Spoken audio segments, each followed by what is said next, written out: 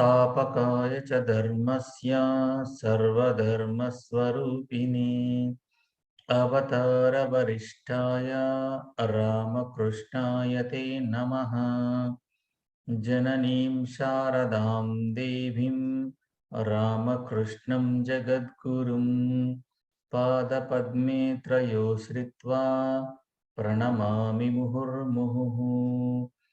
नमः श्रीयतिराजाय विवेकानन्दसूरये सच्चित्सुखस्वरूपाय स्वामिने तापहारिणे। ओम शांति शांति शांति। Welcome to the YAC program. So far we have done the 2 sessions. Now we are looking into the unit number 2. Under the unit number 2, why yoga is a topic. Under this, we are discussing about the personality development at a physical level, mental level, emotional level, intellectual level, and spiritual level. In that process, so let us continue from the previous session to the present session.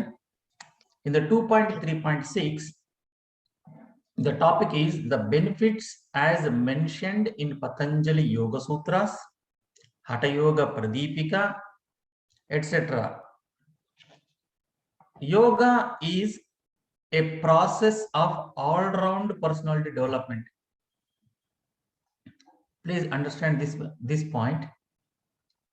Most of us, we think yoga means just only asanas. Yoga అంటే అందరికి ఏం అర్థం చేసుకుంటామంటే ఆసనాలు ఆసనాలు మాత్రమే యోగా అని అనుకుంటాము. కాదు,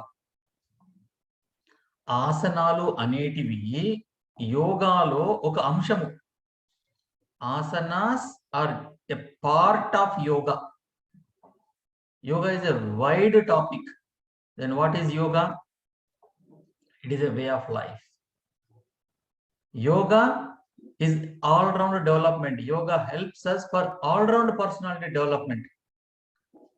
And these points are mentioned in the different yoga textbooks. So 2 books are mentioned here. Patanjali Yoga Sutras is a 1, Hatha Yoga Pradipika is a 2, and etc. Etc. means we have to take some more names, like a Bhagavad Gita, Gherenda Samhita, Hatha Ratnavali. There are so many yoga textbooks. All these books are explaining us that yoga helps for the overall personality development. Otherwise, how it looks, just imagine you are going to a tailor and you are stitching a shirt for yourself, and one hand of the shirt is totally up like this and inte undi konchame, ఇంకొక hand చేతి మాత్రం ఇంతవరకు ఉందనుకోండి shirt, ఎట్లా ఉంటుంది? చూసాడు బాగుంటుందా? బాగోదు కదా. అదే షర్ట్ వేసుకుంటాము, రైట్ సైడ్ కింది దాకా ఉంటుంది, లెఫ్ట్ సైడ్ ఏమో పైకి ఉంటుంది. ఏం బాగుంటుంది? బాగోదు కదా. అట్లానే మనము ఎంతసేపు we are trying to develop only the physical aspect in the name of yoga, and physical గా that person is fit but mentally absent. What is the use? కొందరు ఉంటారు చాలా బలంగా దృఢంగా ఉంటారు, అండ్ రాత్రి టైంలో కరెంట్ లేనప్పుడు చీకటి రూమ్ లోకి వెళ్ళమని చెప్పండి, అమ్మో నేను బోరు, నాకు భయం వేస్తుంది అంటాడు. మరి చూస్తే ఎలా ఉంటాడంటే is so strong but not ready to go into the dark room. So how you will take that this person is very strong? So what we need? We need to be strong at physical level. So when we use the word strong, please make a note within the bracket, healthy. Strong does not mean that you are having the so many muscles. Strong means here healthy. The vital organs should be strengthened. That is an important point when we say strong physical. Not only that you are having the muscles, but the muscles should have the flexibility also. Otherwise, they are called stiffness. The stiff muscles are not good. We need to have the muscles, but that should be very flexible and healthy. So strong means healthy. Physically, we should be strong. Emotionally also, we should be very strong. Emotionally strong means whenever I am using the word strong, please take it as a healthy. So emotionally also we should be healthy. How? What happens emotionally? Something happens in our life and we are in a disturbance. And we are disturbed and that causes for the suicidal tendency. People will go into the depression because life is not beautiful all the time. Challenges will come in our life. But whatever comes, we should be ready to face those things without disturbing emotionally. Of course, definitely we will disturb emotionally if something happens in our life. Even though we say we should not disturb, but we will disturb. Definitely we will disturb. Even though we disturb, we should able to come out from the disturbance in a quickly, very less time. There yoga helps. Because as we are having the emotions, we are interacting with the people, we are having the relations with the people, emotions with our many things. If something goes wrong, something get disturbed, definitely we will also get disturbed in a practically thinking. But if you are a practitioner of a yoga, this disturbance will not damage you much. You will come out quickly. Example, in someone's family, if someone's passed away or something happened, and that family is in a fully struggle, disturbed for 1 year. Whereas the practitioners of yoga, they are also going to be disturbed if something happens in the family, no doubt about it, because the mind is there with us. Okay, we are having the mind, we will get disturbed. But instead of taking the 1 year to come out from the disturbance, we may come out from the disturbance within 2 to 3 months, so that we can understand the ground reality and we will work on what has to be done next. How long we are going to suffer with this problem? Am I going to change anything which is already happened? జీవితంలో ఏదైతే జరిగిపోయిందో దాన్ని మళ్ళీ మనం reverse చేయగలుగుతామా? చేయలేంగా. So that we accept the ground reality, our intellect will come and do the counseling to our mind, then we'll move forward. So that is the advantage. People those are practicing yoga, don't think that they don't get the stress and tensions. They will also get the stress and tension, but this stress and tension will not affect them. They will be coming out quickly from these problems. So we have to think practically in the 21st century scenario. We will have the issues, but we can able to come out very quickly. So these are the benefits coming from the different yoga textbooks. So to be specific for your syllabus point of view, look at the page number 13. The few points are given. Deep relaxation at muscles. At muscular level, there will be a deep relaxation so that muscles will not become the stiff. So whenever you are doing the asana, you should able to relax in that particular asana.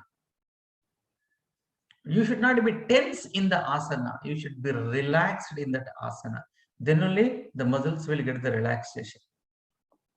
Number 2, slowing down the breath and maintaining balance at a pranic level. So whenever you are practicing the asanas, our breathing rate has to come slow. It should be normal. In general, for a human beings, for 1 minute, we will take the inhalations and exhalations 15 to 18 times. A normal human being, for 1 minute, they will take 15 to 18 times inhalations and exhalations. Whereas a practitioner of yoga, the practitioner of pranayama especially, their breathing rate will be less than 15 per 1 minute. So our breathing rate has to come down, has to slow down. When your breathing rate is becoming slow, your lifespan will increase. Take the example of a dog. How will be the dog's breathing rate? Very fast. You are practicing the dog breathing also, I think. Very fast. But how many years a dog is living? ఎన్ని సంవత్సరాలు ఒక కుక్క బతుకుతుంది? 20 సంవత్సరాలు అంతే కదా? ఎందుకని అంటే దాని బ్రీతింగ్ రేట్ చాలా ఫాస్ట్గా ఉంటుంది. Whereas you take the example of the turtle, tabelu. Tabelu turtle, you know how many years that turtle will live? It is said it is around 300 years. 300 సంవత్సరాలు. Why? Because this turtle, tabelu, will take only one breath in a 1 minute. Only inhalation and exhalation, that much slow. And in Hatha Yoga Pradipika, it is said, Chele Vate Chele Chittam. Depending upon your breath, your mind will be there. If your breathing rate is very fast, your mind will be so much chanchala. And if you want to make your mind calm down, relax, your breathing rate has to come down. When Patanjali Maharshi, in Patanjali Yoga Sutras, he gives one of the benefit. After explaining the pranayama, Patanjali Maharshi says, Dharana sucha yogyata manasaha. He makes it very clear. ఏమని చెప్తాడు అంటే ప్రాణాయామ చేస్తే ధారణ చేయడానికి మనసుకి యోగ్యత కలుగుతుంది అంటాడు. అంటే మనము ధారణ చేయాలంటే, అంటే మనము ధ్యానం చేయాలి అంటే మన మనసు నిశ్చలంగా ఉండాలి. మన మనసు నిశ్చలంగా ఉండాలంటే ప్రాణాయామం చేయండి అని చెప్తాడు పతంజలి మహర్షి. అదే విషయాన్ని హఠయోగ ప్రదీపికలో స్వాత్మారామ ఋషి ఏం చెప్తాడు అంటే, మీకు బ్రీతింగ్ రేట్ ఫాస్ట్ గా ఉంటే, డిస్టర్బెన్స్ గా ఉంటే మైండ్ కూడా డిస్టర్బెన్స్ గా ఉంటుంది. కాబట్టి మైండ్ ని కామ్ గా ఉండాలి అనుకుంటే బ్రీతింగ్ రేట్ ని స్లో తగ్గించండి, శ్వాస మీద మనసు పెట్టి దాన్ని స్లోగా చేయాలి, ప్రాణాయామం చేయండి అని చెప్తాడు. అందుకోసమని మన యొక్క సంస్కృతిలో, మన హిందూ సంస్కృతిలో మనం ఎప్పుడు పూజలు చేసినా కానీ, ఈ పూజలు చేసేటప్పుడు మనం ఒక మాట చెప్తారు అయ్యగారు. ఏం చెప్తాడంటే ముక్కు పట్టుకోండి అంటాడు. విన్నారా ఇది ఎప్పుడన్నా? ముక్కు పట్టుకోండి. మనం ఏం చేస్తాం? ముక్కు పట్టుకోమనగానే మన ముక్కు కానీ పక్కల ముక్కు కానీ పట్టుకుంటాం. ఈయన ముక్కు పట్టుకోవడం అని ఎందుకంటారో తెలుసా? మన అదృష్టమో దురదృష్టమో మన అయ్యగారులకు కూడా పూర్తిగా మనకు చెప్పరు, వాళ్ళు చెప్పినా కానీ మనం వినం. రెండు ఉన్నాయి. ముక్కు పట్టుకోండి అంటే అక్కడ మనం చేయాల్సింది ప్రాణాయామం. ఆ ప్రాణాయామం చేసేసి మనం పూజను మొదలు పెట్టాలి. పర్పస్ ఇస్ ధారణాసుచ యోగ్యత మనస, పతంజలి మహర్షి చెప్తాడు. ఆ ప్రాణాయామం చేయడం వల్ల నీ మనసు నీ యొక్క పూజ పైన, చేసేటువంటి పని పైన కేంద్రీకృతం అవుతుంది. అప్పుడు నువ్వు చేసే పనిలో విజయాన్ని సాధిస్తావు. లేకపోతే ఏముంటుంది?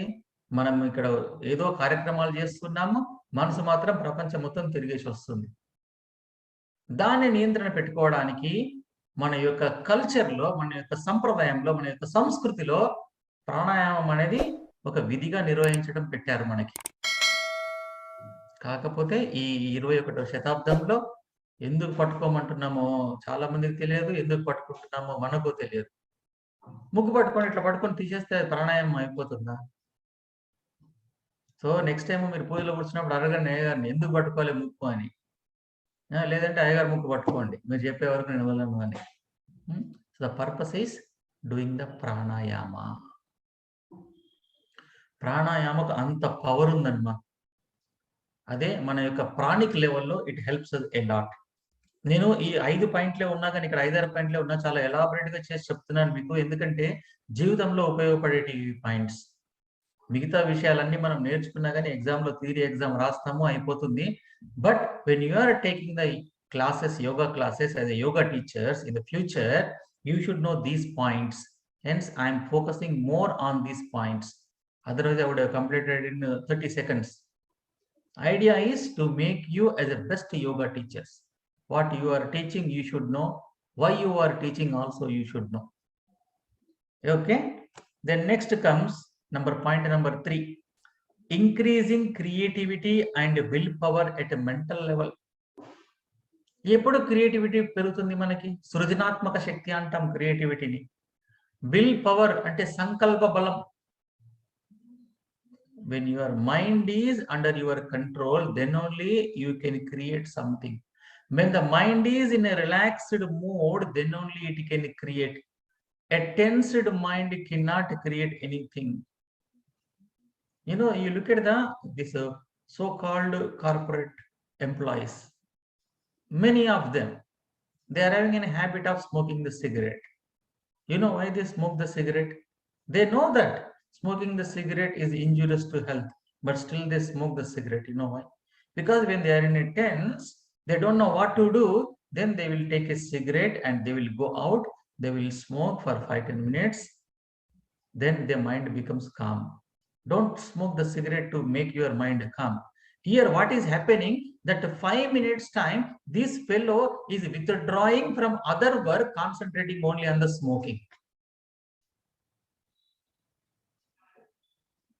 So that person's mind will become just relaxed. That's what they think. That is a correct, but it is going to become a wrong habit that spoils our health.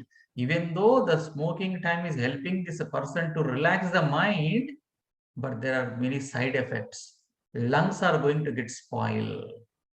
So as a yoga people, what we need to do when we are in the same situation, instead of going for smoking a cigarette, you sit and focus your mind on your breath.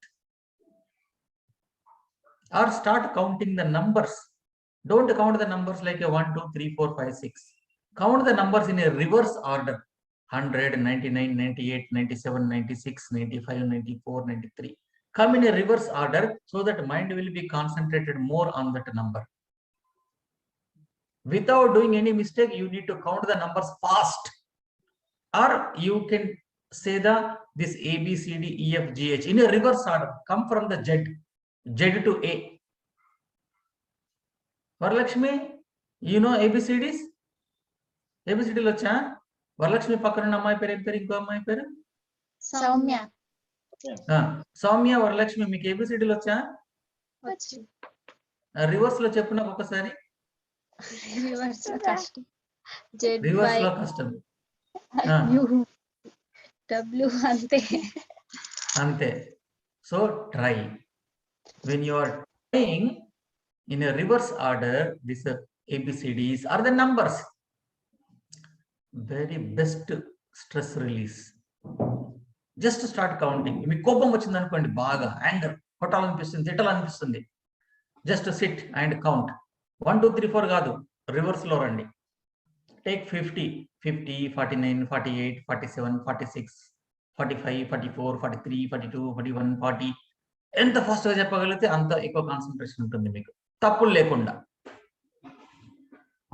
So these are the some techniques. So మనస్సు ఎప్పుడు ప్రశాంతంగా ఉంటుందో అప్పుడు సృజనాత్మక శక్తి పెరుగుతుంది. ఆ మనసుని ప్రశాంతంగా ఉంచడం కోసము మనకి ప్రాణాయామం ఇంట్రడ్యూస్ చేశారు. ఇదొకటే కాకుండా ఇంకా ఏమున్నాయి మనకి? మనోమయ కోశ ధ్యానం, meditation. Meditation is one of the best thing to calm down the mind. ఇప్పటివరకు నేను చెప్పిన టెక్నిక్స్ అన్ని చిన్న చిన్న చిన్న చిన్న చిన్న చిన్న చిన్న అన్నిటికన్నా ది బెస్ట్ ఏంటిది అంటే మెడిటేషన్. ఇంకా హైయెస్ట్, దీనికి మించింది లేదు ఇంకా. సో ధ్యానం. What do you mean by meditation? What is the ధ్యానం అంటే ఏంటిది? సగుణ బ్రహ్మ మానస వ్యాపార విషయ ధ్యానం. సగుణ బ్రహ్మ. సగుణ బ్రహ్మ అంటే ఏదో ఒక దేవుడిని, ఏదో ఒక రూపాన్ని, ఏదో ఒక నామాన్ని తీసుకొని ఆ నామం పైన, ఆ రూపం పైన మనసుని కేంద్రీకరించడమే ధ్యానం. With attributes. సగుణ బ్రహ్మ అంటే the Brahman with some attributes. So that is the meditation we will be learning. మీరు నేర్చుకుంటారు ఇంకా. So next one, number 4, sharpening the intellect and calming down the mind at intellectual level. Vijnanamaya kosha, intellect. Sharpen the intellect means what? Sharpen the intellect means becoming more and more subtle. More subtle అంటే ఏంటిది? ఇంకా సూక్ష్మంగా వెళ్ళడము. సూక్ష్మంగా వెళ్ళడము అంటే ఏదన్నా ఒక విషయం ఉంటే సూక్ష్మంగా దానిని గమనించడము, అర్థం చేసుకోవడము. That is called sharpen the intellect. Sharpen the intellect అంటే పెన్సిల్ తీసుకెళ్లి షార్ప్నర్ లో పెట్టి షార్ప్ చేసినట్టు కాదు. ఇంటెలెక్ట్ అట్లానే ఉంటుంది. కానీ మన తెలివితేటలు, మనం తెలుగులో చెప్తాము, మంచి తెలివితేటలు డెవలప్ చేసుకోవాలి అంటాము. తెలివితేటలు అంటే ఏంటిది? తెలివితేటలు అంటే ఏది సరి అయినది, ఏది సరైనది కాదు అనేది తెలుసుకోవడమే తెలివితేటలు. What is right, what is not right, what is permanent, what is not permanent. That is called discrimination. That discrimination has to be sharpened. Sharpened means you know what is salt, what is sugar. తెలుసు కదా మీకు? వరలక్ష్మి సౌమ్య, ఉప్పు అంటే ఏంటిదో, చక్కెర అంటే ఏంటిదో తెలుసు కదా? రెండు తెల్లగానే ఉంటాయి, అయినా కానీ మీరు గుర్తుపడతారు వాటిని. మీరు చెప్తారు ఏది ఉప్పు, ఏది చక్కెర అని. కరెక్టే కదా? మరి ఏది ఉప్పు, ఏది చక్కెర అని మీకు తెలుసుకోగలుగుతున్నారు, అది that is also called discrimination. Knowing what is salt, what is sugar is also a discrimination. But this discrimination has to be go into the more sharp, more subtle. That means what is the permanent, what is impermanent. ఏది శాశ్వతమైనది, ఏది అశాశ్వతమైనది. ఈ శరీరం శాశ్వతమైనదా, లేదంటే శరీరంలో ఉన్నటువంటి ఆత్మ శాశ్వతమైనదా? So ఏది శాశ్వతమైనదో దానిపైన మనము ఎక్కువగా మనసు పెట్టాలి, ఆధ్యాత్మికంగా అభివృద్ధి చెందాలంటే. That is called sharpening the intellect. I will give one example. మీకు ఒక చిన్న ఉదాహరణ చెప్తాను, ఇక్కడ గమనించండి. నా చేతిలో ఇప్పుడు ఎన్ని ఉన్నాయి చెప్పండి? ఎన్ని ఉన్నాయి అన్న, ఏమి ఉన్నాయి అనలే, ఎన్ని ఉన్నాయి అన్న. 2 ఉన్నాయి. అందరూ ఒప్పుకుంటారా? How many things are there in my hand? 2 things are there. Correct? Kajal, yes. You are not responding. I'm responding, sir. 2. So you all are, now you keep your microphones mute. You all are telling in my hand there are 2 things. But now I am going to say you all are wrong. మీరందరూ తప్పు చెప్పారు అని చెప్తున్నాను. How many things are there in my hand means I am giving the answer, there is only one thing. మీరందరూ 2 అని చెప్తున్నారు, కానీ నేను మాత్రము 1 అని మాత్రమే చెప్తున్నాను. Now listen very carefully. There is only one thing, that is a plastic. This is also plastic, this is also plastic. Even though you say 1 pen, other pen, 2 pens, but according to me there is only one thing, that is called plastic. So why you told the 2? Because you said the 2 looking at the name and form. This is having one form, this is having the different form, and this is are given a name called sketch, this is given a name called pen, because of the depending on name and form. But when you transcend అంటే ఈ నామ రూపాలని అధిగమించి వెళ్ళడం.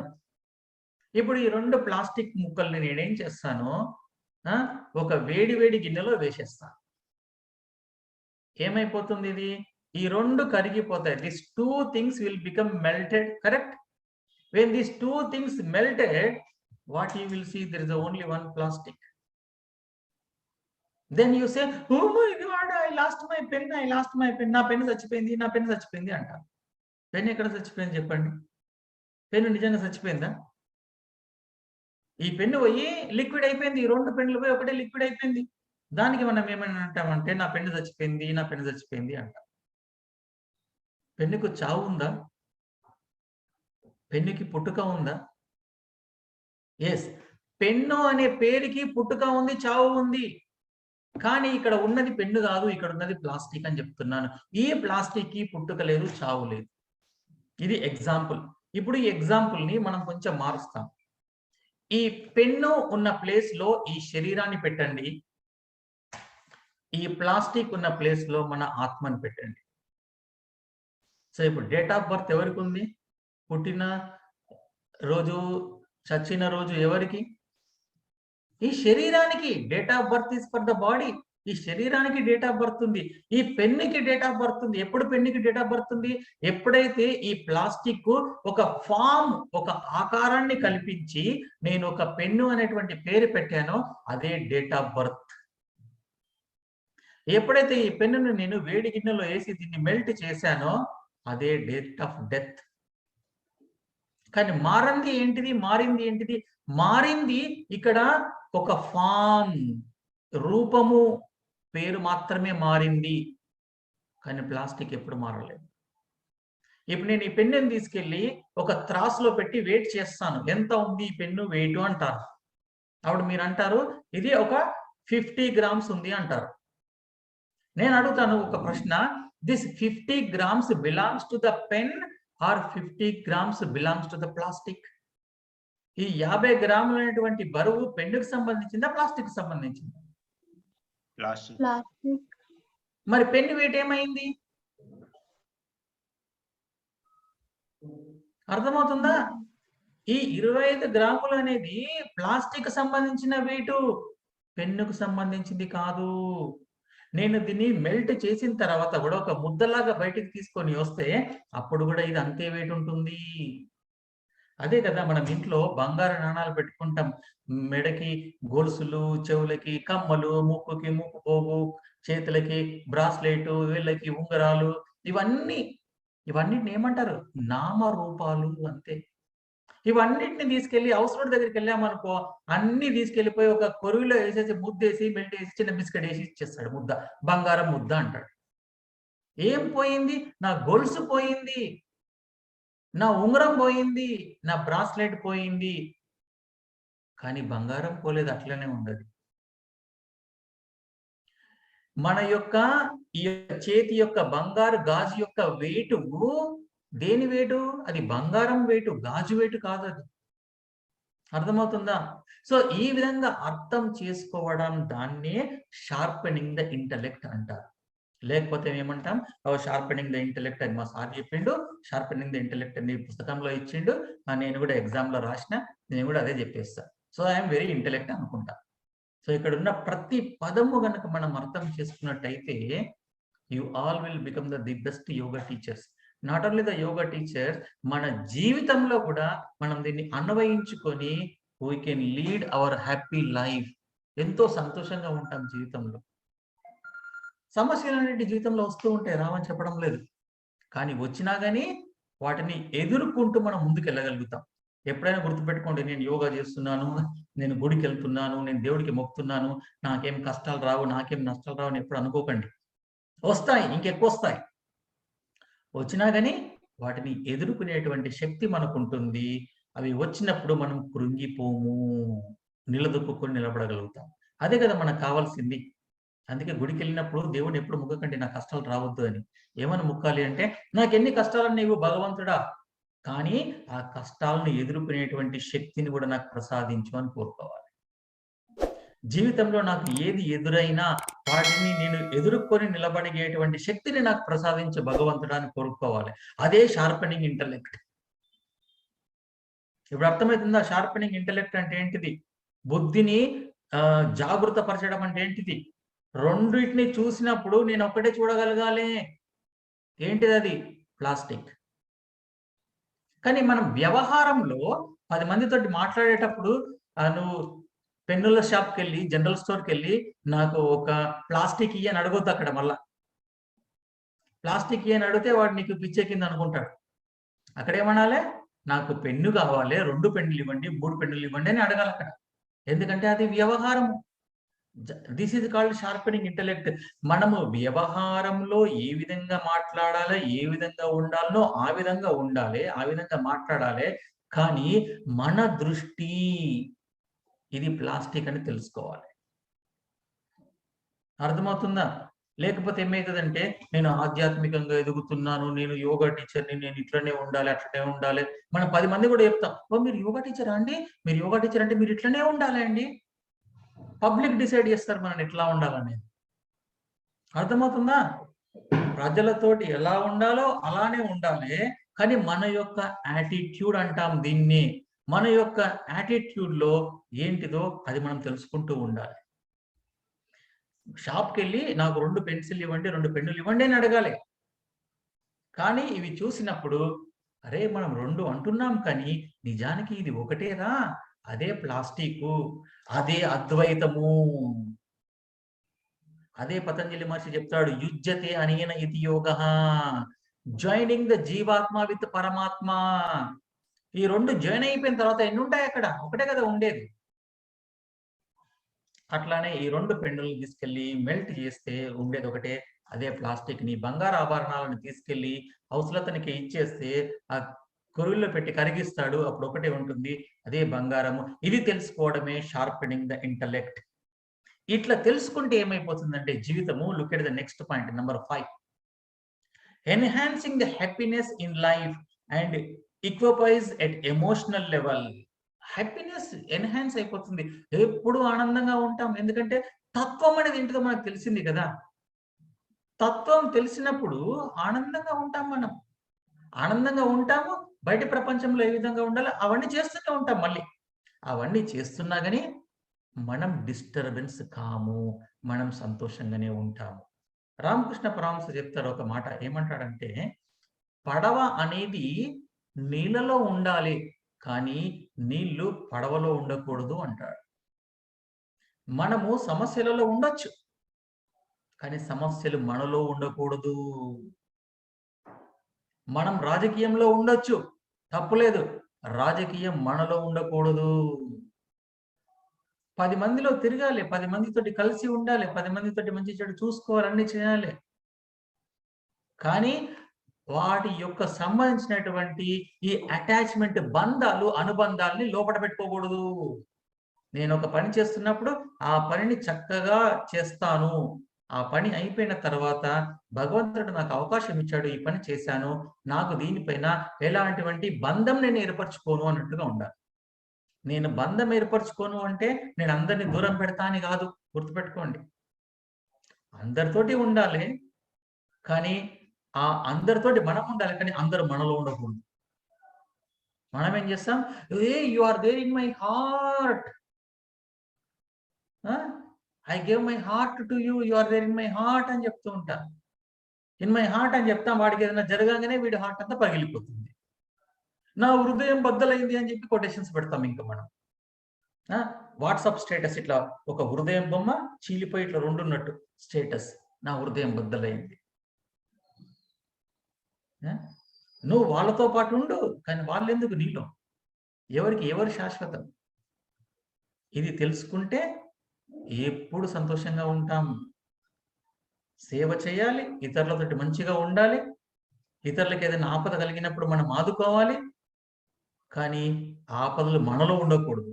ఆపదలు మనం help చేయాలి, సాయం చేయాలి. పడవ ఎప్పుడు నీళ్ళలో ఉండాలి, నీళ్లు పడవలో ఉండకూడదు. నీళ్ళు ఎప్పుడైతే పడవలోకి వస్తాయో పడవ మునిగిపోతుంది. అట్లానే మనం అందరితో పాటు ఉండాలి, అందరికీ సహకారం అందించాలి, కానీ వాళ్ళందరినీ మనలో పెట్టుకొని మనం కృంగిపోవద్దు. అర్థమైందా? Last point, manifesting the innate divinity in man in all aspects of life. So ఇవన్నీ చేస్తూ ఉంటే మనలో ఉన్నటువంటి డివినిటీ, ఫస్ట్ రోజు మీకు చెప్పాను, each soul is a potentially divine అని, ఆ డివినిటీని మనం మేనిఫెస్ట్ చేస్తాము. సో ఇప్పుడు మీటింగ్ అయిపోతుంది, అయిపోయిన వెంటనే మళ్ళీ ఒక 5 minutes లో అందరం జాయిన్ అవుతాం. ఓకేనా?